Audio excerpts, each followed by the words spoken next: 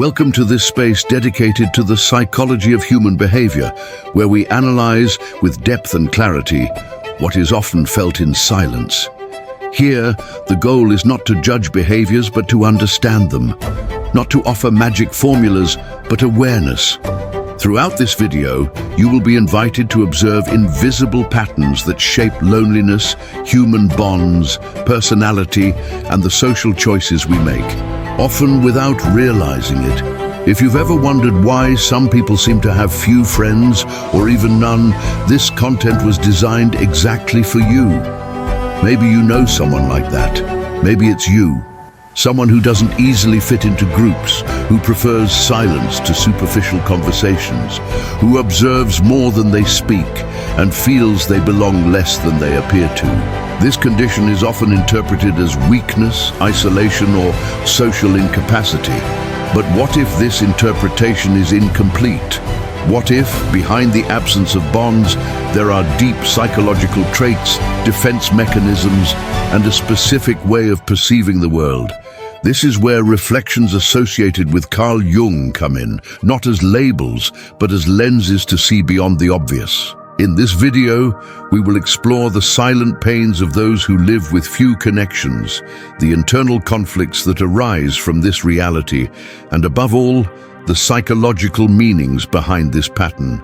You will understand why loneliness is not always a choice, nor always a weakness, and how self-knowledge can transform this experience into clarity, strength, and direction.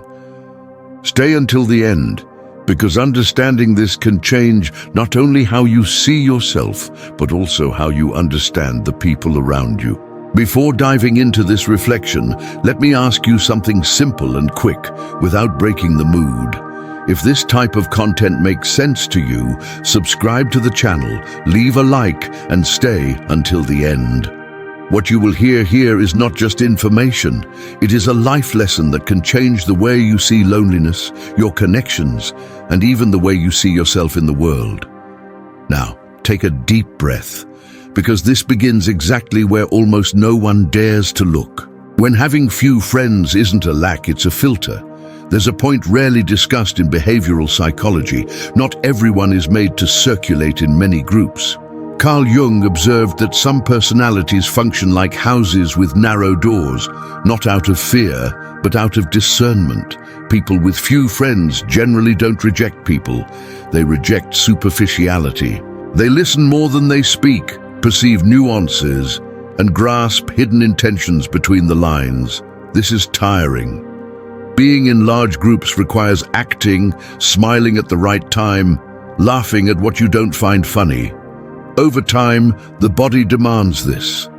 That's why these individuals begin to distance themselves without realizing it. It's not conscious isolation, it's psychic economy. And here arises the question that almost no one asks. Is the problem having few friends, or living surrounded by people who don't engage with who you really are?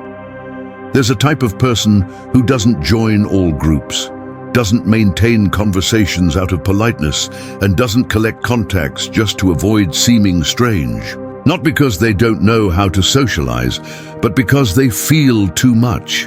Carl Jung observed that some personalities function as natural emotional filters. Everything passes, but almost nothing remains. These people perceive the atmosphere of the environment too quickly, read expressions, pick up on poorly disguised irony, and sense when the conversation is empty, even when full of words. This generates silent wear and tear. Being in many circles requires constant acting, almost like wearing clothes that aren't yours all day. At first, it's bearable. Then, the body starts to crave distance, and that's when the label appears. Difficult, closed off, antisocial. What almost no one realizes is that for these people, it's not loneliness that drives them away. It's an excess of emotional noise. They don't feel comfortable where they have to feign interest, laugh unwillingly, or compete for attention. They prefer fewer encounters, but real ones, fewer voices, more meaning. The curious thing is that the more emotionally mature these people become, the less they tolerate shallow bonds. Jung would call this internal coherence. When the outside world doesn't match the inside world, something comes into conflict. Therefore, it's not uncommon for these people to spend long periods with few or no friends, not because of social inability, but because of unconscious selectivity. They don't enter relationships to fill voids. They enter them when they feel a genuine connection, and that takes time. Sometimes it takes years. During this time, they observe, reflect, and get to know themselves better than they would like. And this phase is often mistaken for social failure, when in fact it is a period of internal reorganization. The question that remains, and that bothers us, is simple and profound. Is the problem having few friends, or living in a world that values quantity and ignores depth? This silent tension begins to explain much more than it seems. Loneliness is a symptom of heightened consciousness. Jung argued that the more someone delves into themselves, the stranger the world seems. Introspective people don't feel lonely because they are empty, but because they are too full of thoughts, questions, unresolved internal conflicts. Shallow conversations sound like noise. Relationships based solely on social exchange seem like repeated enactments. Gradually, these people find themselves out of sync with the collective rhythm, as if the world were in fast forward and they were in a different time signature. This generates a specific kind of loneliness. It's not an absence of people, it's an absence of real connection. And the curious thing is that the more they try to fit in, the more displaced they feel. What almost no one realizes is that this loneliness begins to shape habits, choices, and even the way they see others. There is a loneliness that doesn't stem from a lack of people, but from an excess of awareness. Carl Jung said that when someone begins to see themselves more clearly, the world around them changes texture. Common conversations begin to sound repetitive. Crowded gatherings seem empty.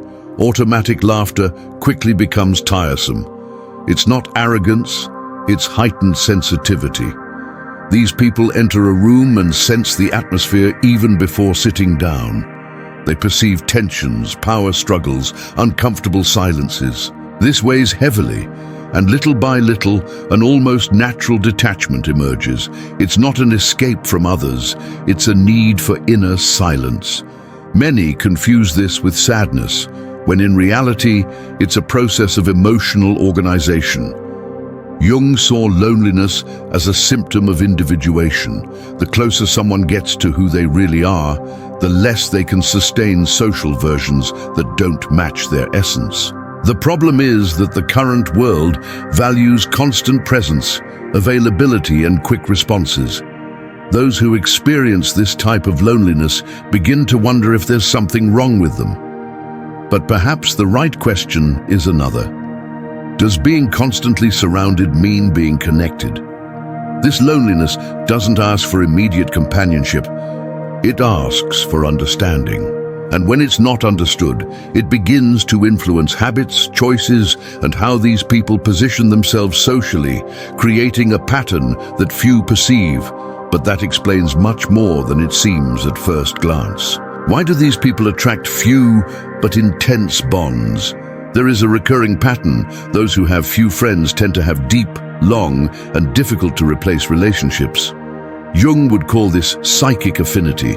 These people don't seek quantity, they seek resonance. They feel when the conversation touches on something true, when the silence isn't awkward, when they don't need to explain themselves all the time. Therefore, they rarely maintain bonds out of convenience. When they perceive falsehood, social games, or disguised interest, something closes inside. No drama, no fight, just distancing. And this raises an uncomfortable point. Is living with few friends a sign of social failure, or a reflection of emotional patterns that don't accept any kind of connection? This answer completely changes how this behavior should be understood. And that's exactly where everything starts to connect. Those who have few friends tend to have a curious pattern. The connections that arise are not many, but they are intense. They are not relationships of convenience. They are bonds that go through difficult phases, long silences, and uncomfortable conversations. Carl Jung observed that this type of person does not connect superficially, but through something deeper, almost invisible. They recognize affinity in the tone of voice, in the way of listening, in the respect for silence. Therefore, they do not force closeness. If there is no truth, something blocks it inside.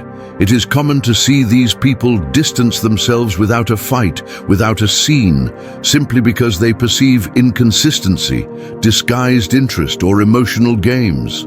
This is not coldness, it is self-protection learned over time. They have already tried to adapt before, they have already accepted less than they deserved, and they paid a high emotional price for it. Today, they prefer to wait.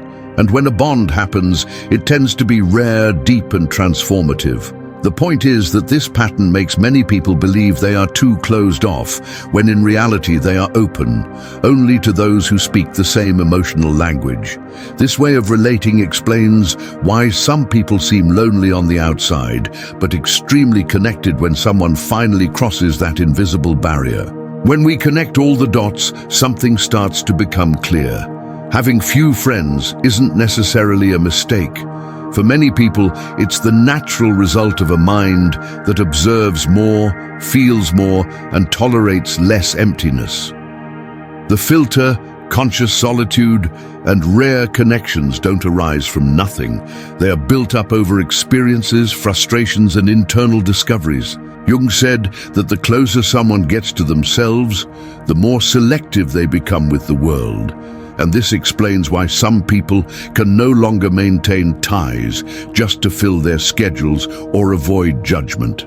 They prefer the risk of silence to the certainty of superficiality.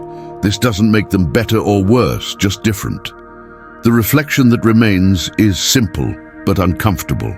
Perhaps the real problem isn't having few friends, but living trying to fit into relationships that were never meant for you. And when this awareness arrives, it changes everything. The way you see yourself, how you choose who stays, and above all, how you understand your own solitude. In the end, this script isn't about isolation, it's about alignment. About the moment when someone stops measuring themselves by the number of people around them and starts measuring themselves by the quality of what they feel when they are with them. Having few friends, or even none for a while, can be a necessary break to listen to your own mind without interference, to understand limits, values, and even wounds that were previously muffled by social noise. Jung reminded us that what we avoid facing in ourselves ends up shaping our relationships, and when this is confronted, the external world changes place. Loneliness ceases to be a burden and becomes a mirror. Perhaps not everyone needs many connections to be whole. Perhaps some people only need the right connections. The reflection remains, are you surrounded by people or truly connected? If this content made sense to you, leave a like and subscribe to the channel. This greatly helps this type of reflection to continue reaching more people. Thank you so much to those who stayed until the end, because those who remain until here are usually not just passing the time. They are seeking to understand something deeper about themselves. And now I want to hear from you. Comment below what topic you want to see in the next video. Loneliness, personality, habits, relationships, social behavior.